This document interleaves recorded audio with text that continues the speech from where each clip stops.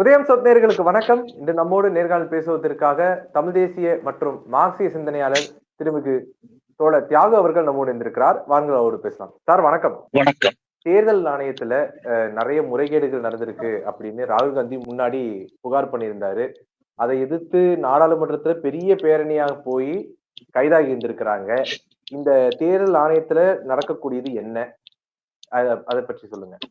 2024 பொது தேர்தலில் பாரதிய ஜனதா கட்சி 400க்கும் மேற்பட்ட இடங்களை பெற வேண்டும் என்ற முழக்கத்தை முன்வைத்து போட்டியிட்டது. அது மட்டும் இல்லாமல் எல்லாவற்றுக்கும் மோடி முன்னிறுத்தப்பட்ட மோடிக்கு கேரண்டி என்று சொன்னார்கள். மீண்டும் மோடி வேண்டும் மோடின்னு முழக்கம் கொடுத்தார்கள். ஜனநாயக சக்திகள் மீண்டுமா மோடி வேண்டவே வேண்டாம் என்று முழக்கம் கொடுத்தோம்.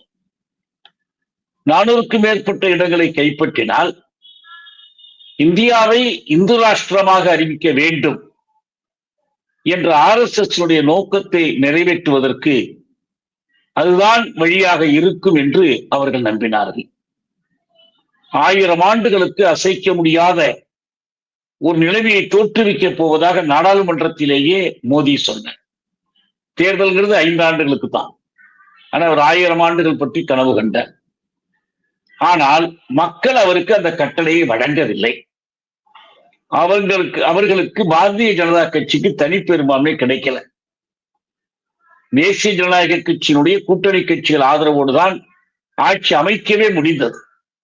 ஆனா இப்ப என்ன நமக்கு தெரியுதுன்னா, அவருக்கு கிடைத்த அந்த குறைந்த கட்டளையும் கூட, அந்த குறைந்த அளவிலான வெற்றியும் கூட மோசடி செய்து பெறப்பட்டது. இதை அந்த நேரத்திலேயே எதிர்க்கட்சிகள் மட்டுமல்ல, சிவில் சமூக ஆர்வலர்கள் சொன்னார். பிரகல பிரபாகரன் அவர்கள் சென்னையில் நடந்த கூட்டத்திலேயே இது திருடப்பட்ட தேர்தல் என்று அவர் சொன்னார். களவாடப்பட்ட தேர்தல் என்றே அவர் குறிப்பிட்டார். இதுக்கு பல்வேறு காரணிகள் சொல்லப்பட்டது. அதுல ஒரு காரணி தலைமை தேர்தல் ஆணையத்தினுடைய பாகுபாடான போக்கு. தேர்தல் நடத்தை விதிமுறைகளுக்கு முரணாக, அரசமைப்பு சட்டத்திற்கு முரணாக இஸ்லாமிய எதிர்ப்பு, இஸ்லாமிய வெறுப்பு பரப்புரையை மோடி மேற்கொண்ட போது தலைமை தேர்தல் ஆணையம் அதை தடுக்க தவறியது. அதன் மீது நடவடிக்கை எடுத்து அந்த பரப்புரையை தடுக்கவில்லை. சமப்படுத்தி காங்கிரசினுடைய பிரச்சாரத்தையும் அதையும் சமப்படுத்தி சமாதானம் செய்கிற முயற்சியில் தான் அவர்கள் ஈடுபட்டார்கள். இந்த தலைமை தேர்தல் ஆணையர் 2025 எவ்வாறு அமர்த்தப்பட்டார் என்பதெல்லாம் நமக்கு தெரியும். இப்போது இருக்கிற இந்த ஞானேஸ்வர் இதற்கு முன்பு என்ன வேலை செய்தார், எப்படி அமித்ஷாவுக்கு நம்பகமான ஊழியர்களை அவர் செய்து கொண்டிருந்தார். காஷ்மீர்ல 370 நீக்கமாகட்டும், அல்லது பாபர் மசூதி இடிக்கப்பட்ட இடத்தில் ராமர் ஆலயம் எழுப்புவதாகட்டும், எல்லாத்திலையும் வேலை செய்தவர் அவர்.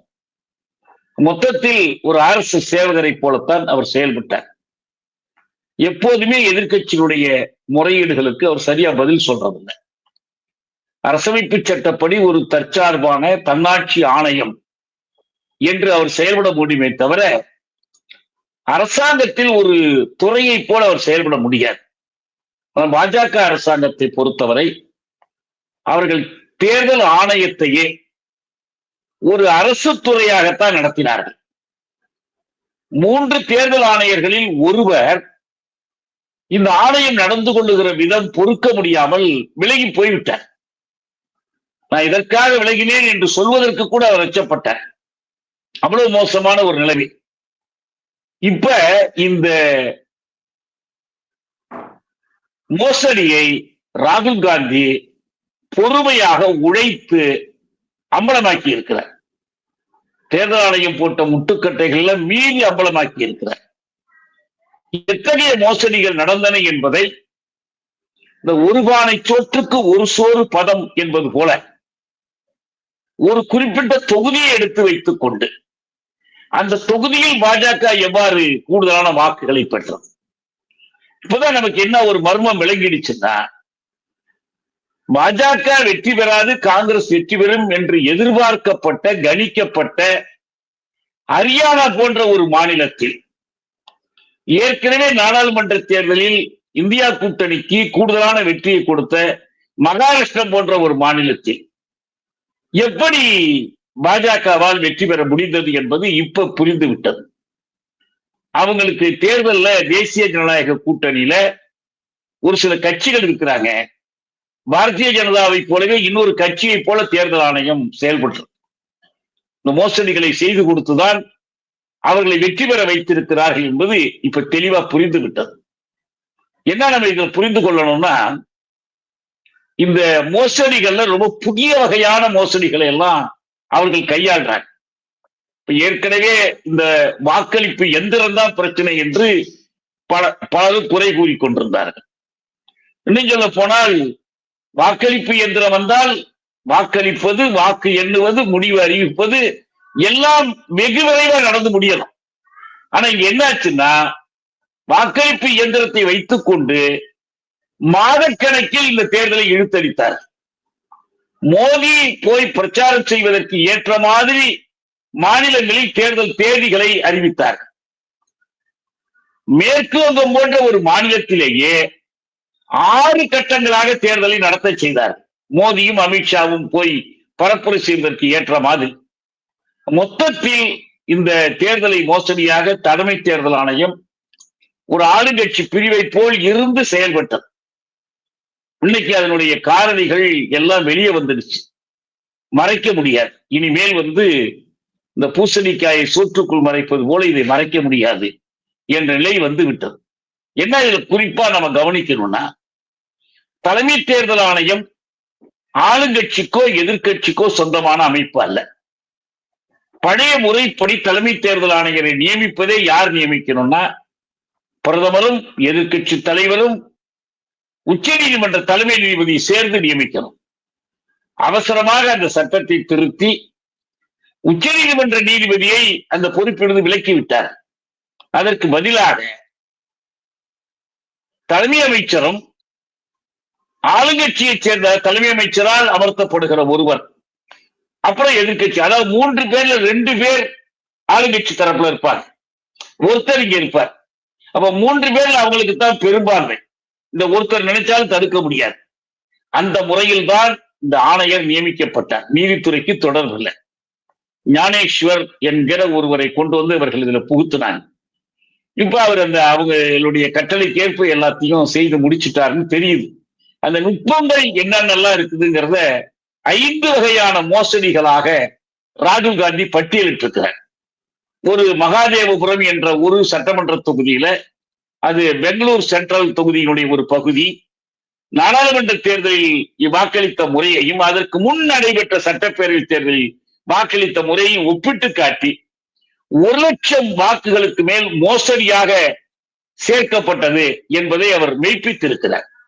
இப்ப அவர் சொல்ல முகவரியில போய் அதற்கு பிறகு ஊடகங்கள் ஆய்வு செய்து ஒரு 10 பேர் கூட குடியிருக்க முடியாத இடத்துல ஒரு 100 பேர் முகவரி கொடுத்திருக்கிறாங்க. அந்த தெரு முழுவதிலுமே ஒரு 80 பேர் கூட குடியிருக்க முடியாது.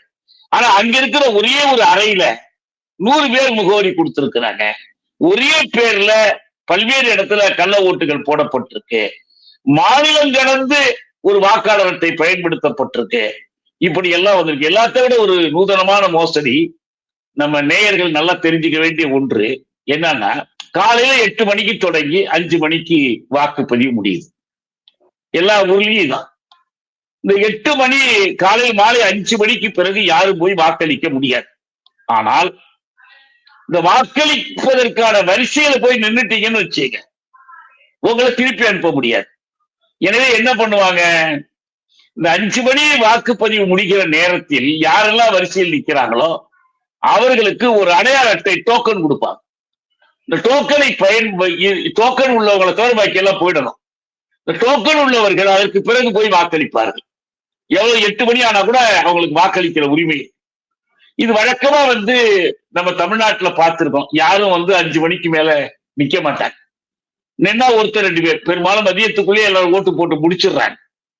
சாயந்தரம் வரைக்கும் கொஞ்சம் பேர் தான் இருப்பாங்க. அப்படி யாராவது அணிதா இருந்தா அவங்க அடுத்த ஒரு 10 நிமிஷம் 15 நிமிஷத்துல போயிடுவாங்க. இது இந்திய அளவுல, அகில இந்திய அளவுல இந்த 5 மணிக்கு மேல் டோக்கன் வாங்கி வாக்களிக்கிறவுடைய சதவீதம் வழக்கமா 1 விழுக்காடு தான். 100க்கு ஒருத்தர், அதிகமான 2, 3, 5 விழுக்காட்டை எந்த ஊர்லயுமே தாழ்ந்தது கிடையாது. ஆனா இந்த முறை 10 விழுக்காட்டுக்கு மேல் 25 விழுக்காடு வரை இந்த டோக்கன் வாங்கி வாக்களித்தோட எண்ணிக்கை மகாராஷ்டிரத்துல இருந்திருக்கு. 5 மணி வரைக்குமான பதிவோடு ஒப்பிட்டால் இவ்வளவு அதிகமானவர்கள் இறுதி கணக்குல வர்றாங்க. இந்த கணக்கை நம்ம இன்னைக்கு இருக்கிற கணினி எல்லாம் இல்லாத காலத்துல ஒரு நாள்ல வெளியிட்டுருவாங்க கணக்கு. 5 மணி வரைக்கும் என்ன கணக்கு, இறுதி கணக்கு என்ன. ஆனா இப்ப 3-4 நாட்கள் கழித்துதான் இந்த கணக்கை வெளியிடுறாங்க. அதாவது செய்கிற மோசடியை யாரும் கண்டுபிடிக்க முடியாதபடி என்னென்ன செய்ய முடியுமோ அதையெல்லாம், இதெல்லாம் திட்டமிட்டு செய்யாமல் தற்செயலாக நடக்கக்கூடிய பிழைகள் அல்ல. இரண்டாவதாக, ஒரு சாவடியினுடைய அதிகாரி, ஒரு உள்ளூர் அதிகாரி மட்டும் இதெல்லாம் செய்ய முடியாது. முழுக்க முழுக்க தலைமை தேர்தல் ஆணையம் உடந்தையாக இருக்கணும். அந்த மாநில தேர்தல் ஆணையங்கள் உடந்தையாக இருக்கணும். இதெல்லாம் இல்லாம செய்ய முடியாது.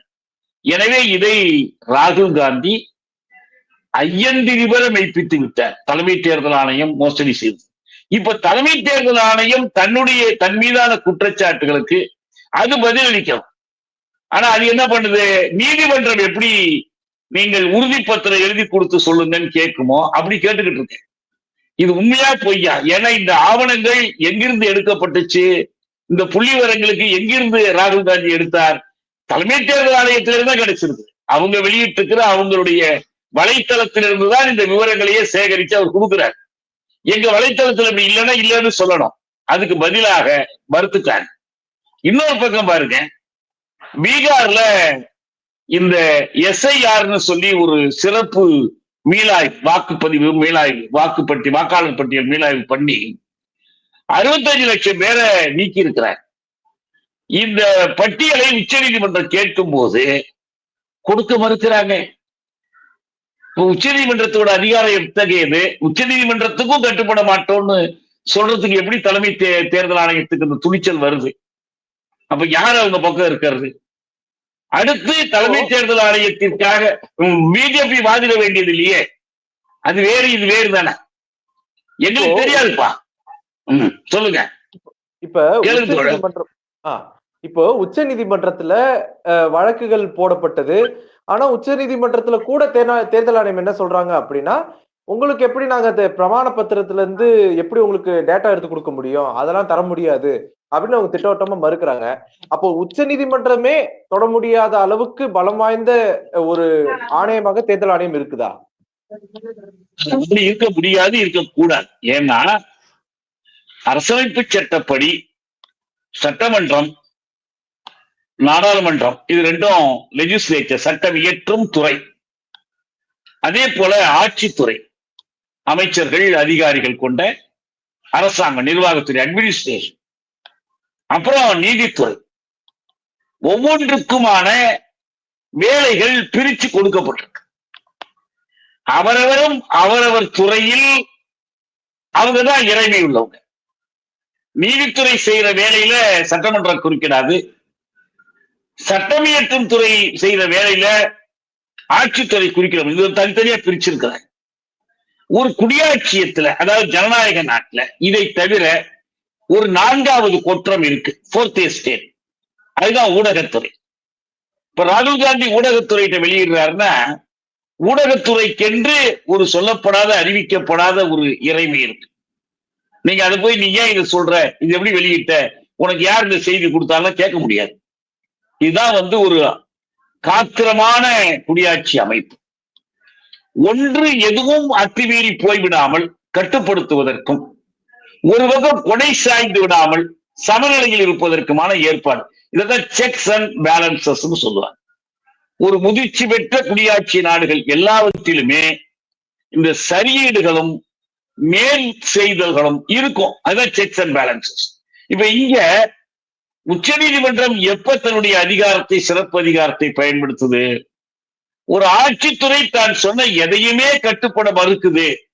ஏன்னா இந்திய அரசமைப்பு சட்டத்தின் 141வது உறுப்பின்படி என்ன உச்ச நீதிமன்றம் தீர்ப்பளிக்குதோ அது நாட்டின் சட்டம்.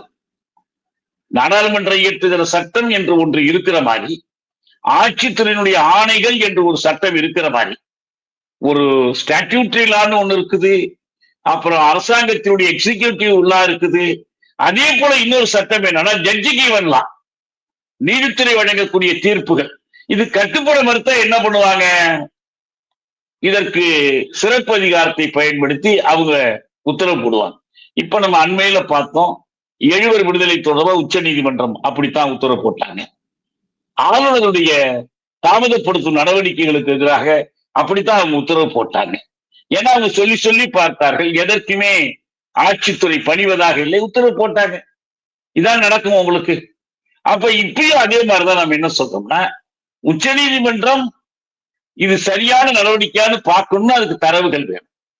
ஒரு தரப்பு புகார் சொல்றாங்க, முறையீடு பண்றாங்க, இந்த மாதிரி இந்த வாக்காளர் நீக்கம் என்பது அதுல என்ன நடந்திருக்கு, எப்படி இஸ்லாமியர்களை நீக்குவதற்காக, பாமர பெண்களை நீக்குவதற்காக திட்டமிட்டு செயல்பட்டு இருக்கிறாங்க. சில பகுதிகளில் நீக்கிறாங்க, இன்னும் சில பகுதிகளை நீக்க மாட்டேங்கிறாங்க. இதற்கு ஒரு பொய்யான காரணங்களை சொல்றாங்கன்னு ஒரு குற்றச்சாட்டு. உண்மையா பொய்யா எப்படி உச்ச நீதிமன்றம் தெரிஞ்சுக்கிறது? அதுக்கு டேட்டா இருக்கு. இந்த டேட்டா யார்கிட்ட இருக்கு? தேர்தல் ஆணையத்துக்கிட்ட. கொடுக்க மாட்டேன்னு சொன்னா என்னங்க பண்றது? கொடுத்துதானே ஆகணும். அப்ப அவங்க அடுத்து அதுக்கு மேல நடவடிக்கை எடுக்க வேண்டியது.